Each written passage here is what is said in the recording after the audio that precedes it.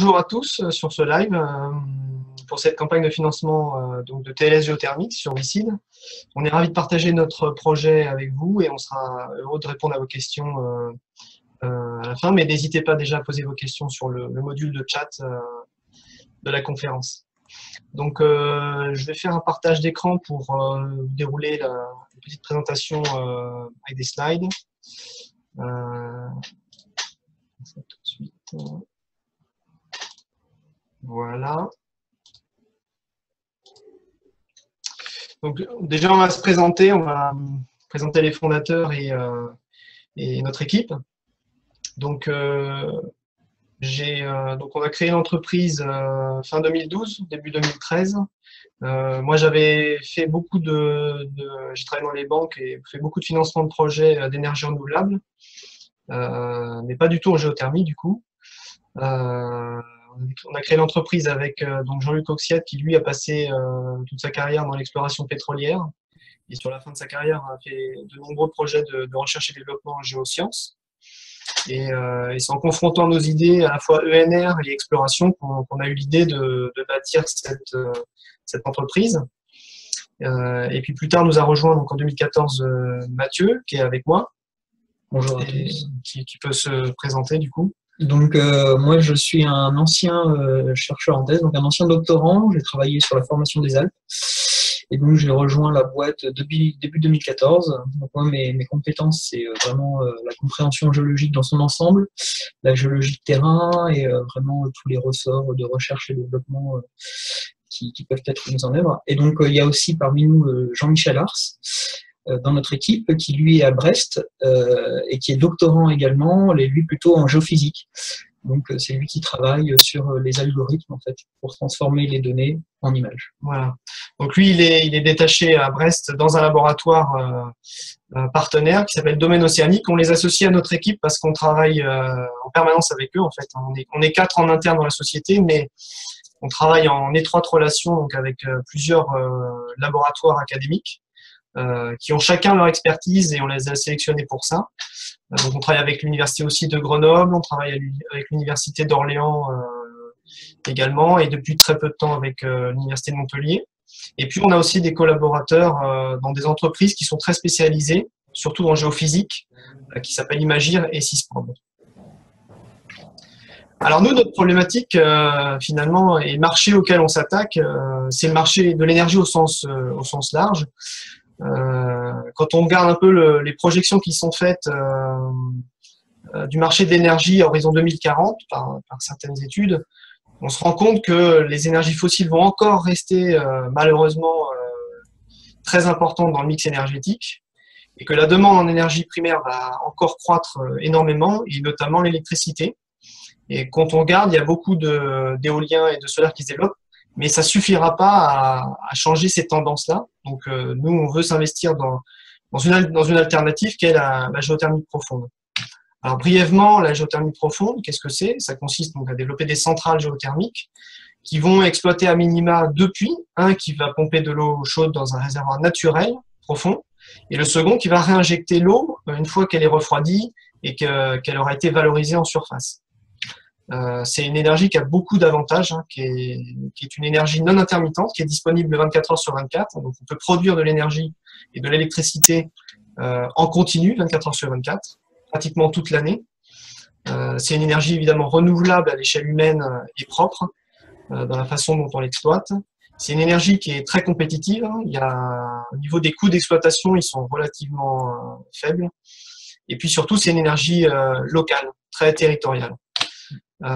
Et puis dans le monde, on s'aperçoit que même si elle est déjà développée, cette énergie, elle ne l'est pas suffisamment parce qu'elle est encore sous-explorée et du coup sous-exploitée. Alors qu'il y a beaucoup d'études qui montrent un potentiel très important.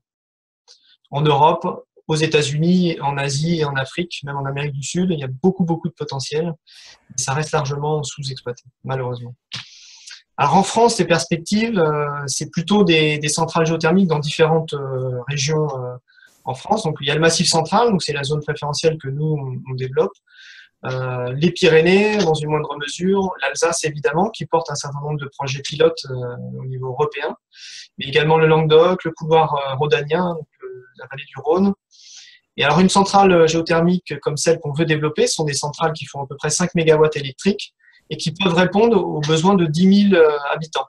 Donc 5 000 foyers français à peu près, et d'éviter l'émission de 16 000 tonnes de CO2 par an.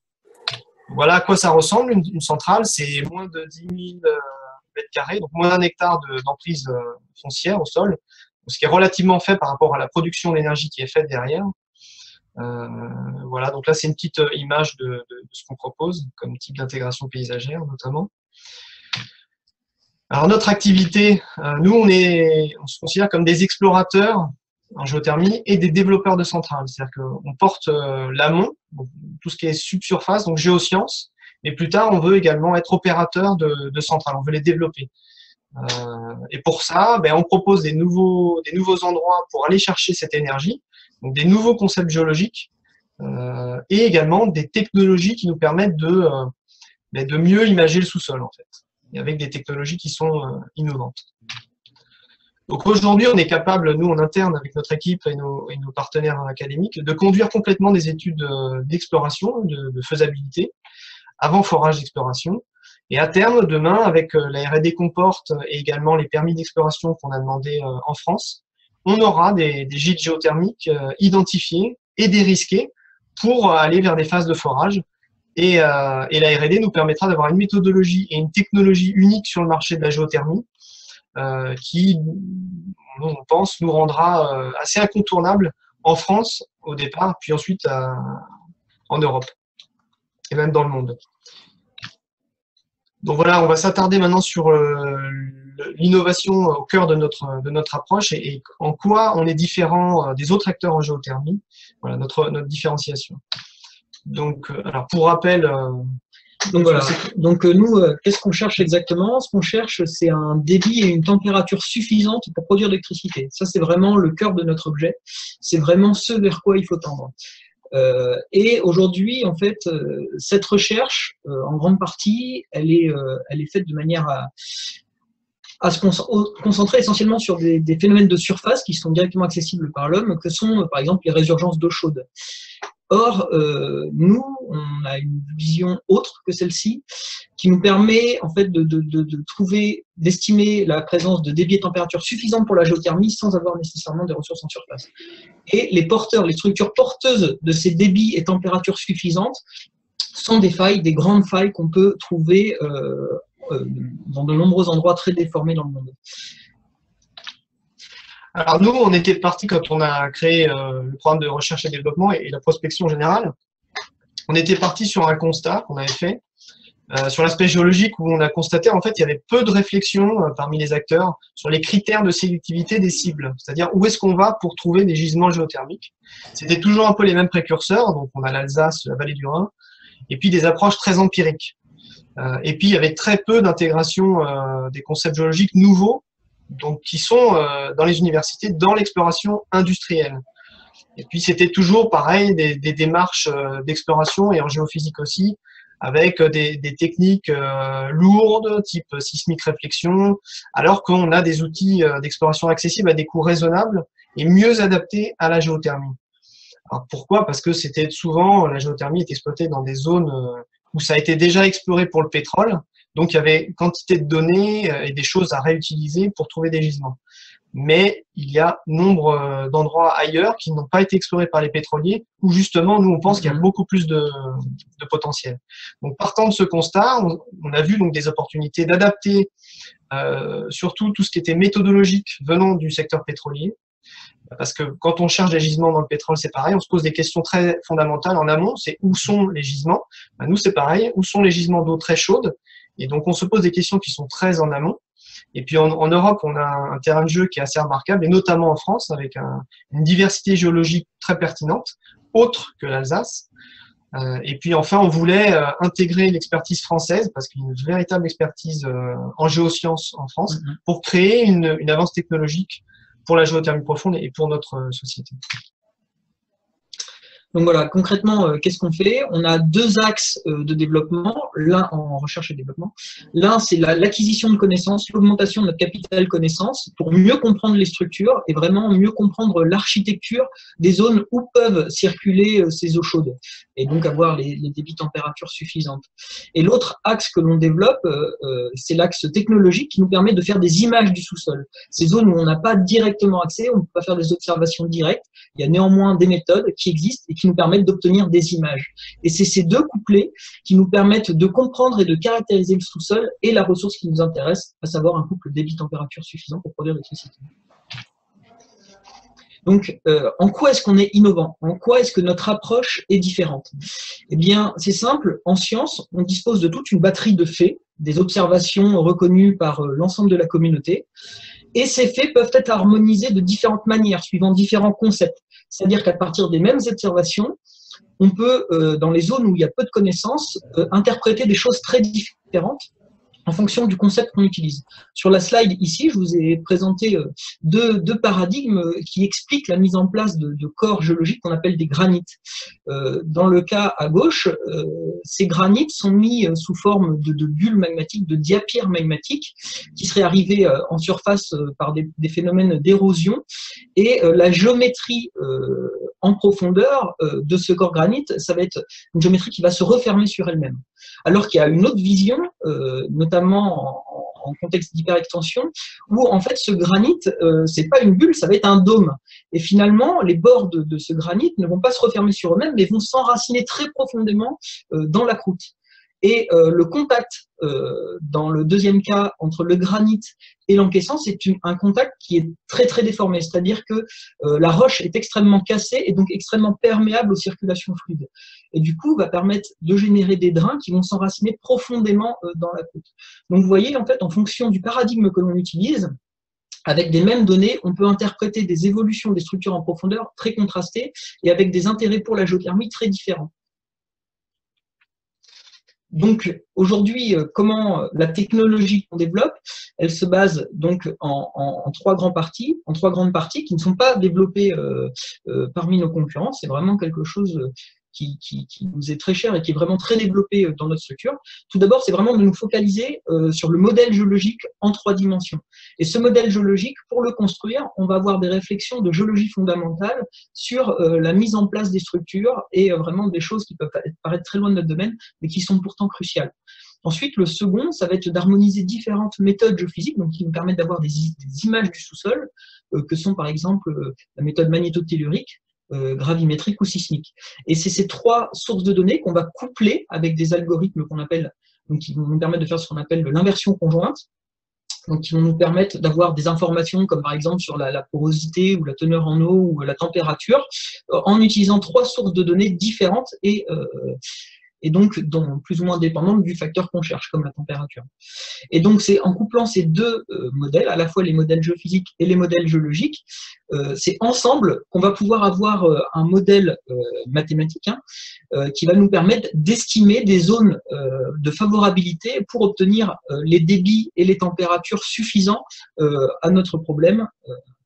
Donc c'est-à-dire généralement autour de 60 à 70 litres seconde à 160 degrés, quoi, typiquement, pour produire l'électricité. Et donc l'objectif ultime de la partie géophysique qui est développée avec nos partenaires à Brest, c'est d'arriver à faire des modèles donc physiques, mathématiques, comme parlait Mathieu, de haute résolution, c'est-à-dire avec une précision suffisante pour pouvoir implanter des forages de manière beaucoup plus précise que c'est fait aujourd'hui, en fait. C'est ça le saut qu'on veut proposer au marché et évidemment à nos projets. Donc justement, les projets qu'on développe, donc on a demandé à l'administration deux zones d'exploration qu'on appelle des permis exclusifs de recherche en France, qui nous donnent une exclusivité sur ces zones-là pour découvrir des gîtes géothermiques et plus tard les exploiter. Ces permis sont attribués pour 5 ans et sont renouvelables un certain nombre de fois, moyennant des engagements de travaux. Et ces permis seront très probablement attribués au premier trimestre 2017, donc ils sont déjà sécurisés, il n'y a pas eu de concurrence sur ces zones-là. Et puis, comme on voit sur cette carte-là, il y a possibilité d'aller travailler en partenariat sur d'autres permis que portent d'autres opérateurs concurrents. Voilà. Donc ces projets-là, notamment le premier qui est sur la zone de la Sioule en amont, où on a déjà commencé des études depuis 2013, où on a accéléré franchement en 2014, donc avec nos partenaires laboratoires et l'embauche de nos deux, de Mathieu et de Jean-Michel. Donc on a suffisamment avancé maintenant pour s'orienter vers une phase de forage qui nous permettra de qualifier donc la ressource géothermique avec un partenaire industriel avec lequel on a commencé certaines discussions.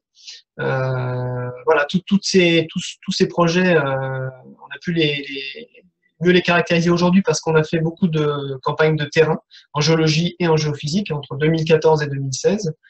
Et voilà, donc on se dirige très certainement vers des opérations de forage en 2018-2019.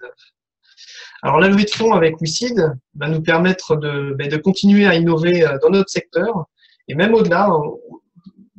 Pour l'aspect géosciences, hein, on va développer des techniques, des technologies qui vont nous servir vraiment pour la géothermie et qui peuvent potentiellement servir également d'autres métiers du sous-sol, comme le pétrole, le minier, ou même d'autres applications qu'on ne connaît pas forcément encore.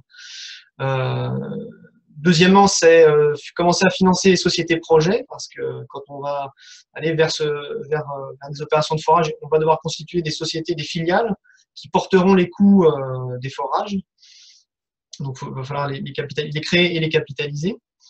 Et troisièmement, c'est développer l'activité de bureau d'études, ce qu'on a commencé déjà à faire. On a fait déjà on a tenu un premier stand au Congrès européen de géothermie à Strasbourg en septembre dernier, qui a été un véritable succès pour nous, puisqu'on a eu beaucoup de gens qui sont passés sur notre stand. On a eu une très grosse visibilité sur ce qu'on faisait, sans rien révéler évidemment de tout ce qui était secret, évidemment. On montre des choses, mais sans montrer l'essentiel, évidemment. Et puis enfin, la dernière chose, c'est potentiellement aller explorer des nouvelles zones. Donc, soit en prenant des permis, soit en allant sur des partenariats sur des zones nouvelles, avec des permis également. Donc, pour conclure sur ce déroulé, nous, on est clairement un projet cleantech, en fait, hein, dans un secteur industriel qui est assez unique parmi les ENR, assez particulier. On utilise des méthodes d'exploration en surface qui sont sans impact environnemental. On n'utilise que des méthodes géophysiques passives et très légères à mettre en œuvre. Nous, on pense qu'il y a des ressources très importantes en France, mais plus largement à l'échelle européenne. Et puis, c'est une énergie renouvelable propre et surtout non intermittente, hein, qui peut produire de l'électricité en permanence. C'est un projet innovant, comme on a essayé de vous le démontrer, à la fois en géosciences, mais on n'a pas trop abordé l'aspect financier parce que ça aurait été un peu trop long du coup. Mais on a aussi imaginé des systèmes pour justement intégrer des partenaires industriels et financiers dans les phases à risque de forage en fait pour les associer à ces projets-là, moyennant des rétributions adéquates, ce qui n'existe pas vraiment dans ce secteur. Voilà, et nos premiers résultats liés à nos travaux de R&D sont très encourageants et très favorables, notamment sur le secteur de la Sioule. Et puis après, comme je commençais à évoquer, c'est des projets économiques. En France, on a des business plans sur ces centrales qui sont économiques. Et puis, si on intègre des investisseurs financiers sur les parties amont, on peut donc les rémunérer pour le risque qu'ils peuvent porter. Et puis enfin, c'est des projets qui sont ensuite démultipliables en France, de nombreuses zones qu'on peut explorer de la même manière, et plus globalement dans le monde. Des zones type Massif central dans le monde, il y en a d'autres, et des fois des zones encore plus grandes. Il y a un potentiel de croissance énorme. Voilà. Donc maintenant, on peut passer à la phase de questions-réponses. Ouais. Apparemment, il n'y a pas beaucoup de questions, mais il faut dire que c'était très clair et que vous avez abordé, je pense, pas mal des questionnements qui avaient été émis aussi dans les commentaires. J'ai pensé notamment au fait que c'était au niveau environnemental sans impact négatif. Je crois que c'est des questions qui vous ont été posées plusieurs fois. S'il n'y a pas de questions, je pense que ça ne sert à rien d'attendre plus que ça. C'était très clair. Vous allez, de toute façon, pour ceux qui nous regardent, retrouver la vidéo sur le streaming, donc sur l'onglet live de la page projet TLS. La fin de collecte est fixée au 27 novembre. Donc le dimanche 27, c'est le closing. Ce sera vraiment les toutes dernières heures pour investir. Et je pense que vous retrouverez les deux dirigeants au travers des commentaires interposés. Donc, merci à vous, merci à ceux qui ont regardé et à bientôt. Et merci déjà aux plus de 200 WeSeeders qui ont contribué au projet. Et puis surtout, n'hésitez pas à poser vos questions, soit en direct, en me contactant, et puis on se fera un plaisir d'y répondre. Hein. Surtout, n'hésitez pas. Merci beaucoup. Merci Au à vous. revoir, à bientôt. Au revoir.